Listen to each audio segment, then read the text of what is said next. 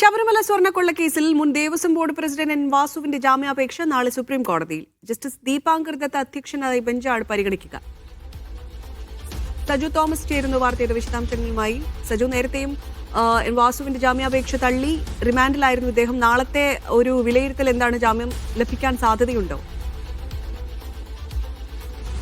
ഭാരതി, ശബരിമല സ്വർണ്ണക്കൊള്ളയുമായി ബന്ധപ്പെട്ട് എൻ വാസു നേരത്തെയും സുപ്രീം കോടതിയെ സമീപിച്ചതാണ്. സുപ്രീം കോടതി ജാമ്യാപേക്ഷ തള്ളിയതാണ്. വീണ്ടും ഇപ്പോൾ സുപ്രീം കോടതിയുമായി ബന്ധപ്പെട്ട് നമുക്കറിയാവുന്ന പോലെ നേരത്തെ ഈ കേസുമായി ബന്ധപ്പെട്ടുള്ള മറ്റു ചില വ്യക്തികൾ അടക്കമുള്ളവർ, അതായത് ഇതിൽ ഏറ്റവും പ്രധാനപ്പെട്ട പങ്കുള്ള എല്ലാവരും തന്നെ സുപ്രീം കോടതിയെ നേരത്തെ തന്നെ സമീപിച്ചതാണ്. പക്ഷെ സുപ്രീം കോടതിയുടെ ഭാഗത്ത് കൃത്യമായിട്ടുള്ള ഒരു നിർദ്ദേശം ഉണ്ടായിരുന്നില്ല. പ്രത്യേകിച്ച് ഹൈക്കോടതിയുടെ ഭാഗത്ത് നിന്ന് എന്ത് തീരുമാനമാണ് എടുക്കുന്നത് അത് കൃത്യമായി ഹൈക്കോടതിയുടെ തീരുമാനത്തിന് വേണ്ടിയെന്നാണ് അന്ന് സുപ്രീം കോടതി പറഞ്ഞത്. എന്തായാലും ശങ്കർദാസിനെ അടക്കമുള്ളവരുടെ ജാമ്യ ഹർജി അത്തരത്തിലുള്ള ഒരു നിർദ്ദേശം മുമ്പോട്ട് വെച്ചാണ് സുപ്രീം കോടതി തള്ളിയത്. ഇതിന് പിന്നാലെയാണ് ഇപ്പോൾ എൻ വാസു സുപ്രീം കോടതിയെ സമീപിച്ചിരിക്കുന്നത്. നാളെ ചീഫ് ജസ്റ്റിസ് അധ്യക്ഷനായ ബെഞ്ചിലേക്കാണ് ഈ ഹർജി എത്തുക. സ്വാഭാവികമായിട്ടും SIT അടക്കം, അതായത് ഇതുമായി ബന്ധപ്പെട്ട് വലിയ തോതിലുള്ള അഴിമതിയാണ് നടന്നതെന്ന് ഹൈക്കോടതി ശരിവെച്ച സാഹചര്യത്തിൽ കൃത്യമായിട്ട് തെളിവെടുപ്പുകളാണ് ഇപ്പോൾ നടന്നുകൊണ്ടിരിക്കുന്നത്. ഈ സാഹചര്യത്തിലാണ് ഇപ്പോൾ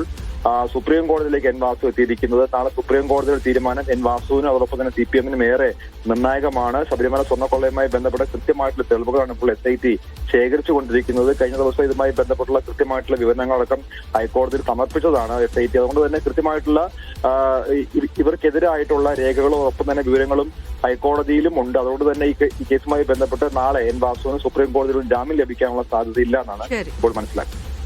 സജു തോമസ് ആണ് വാർത്തയുടെ വിശദാംശങ്ങൾ നൽകിയത്. എന്തായാലും നാളെ എൻ വാസുവിന് ജാമ്യം ലഭിക്കുമോ എന്നുള്ള കാര്യം നോക്കി കാണേണ്ടതാണ്.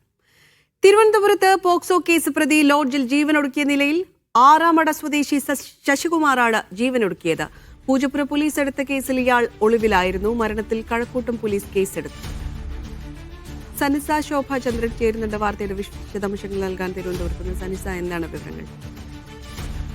ഭാരതി, പൂജപ്പുര സ്റ്റേഷനിലെ പോക്സോ കേസ് പ്രതിയായിരുന്ന ആറാമട സ്വദേശി ശശികുമാറാണ് ഈ തരത്തിൽ ജീവനൊടുക്കിയത്. തൂങ്ങി മരണമായിരുന്നു.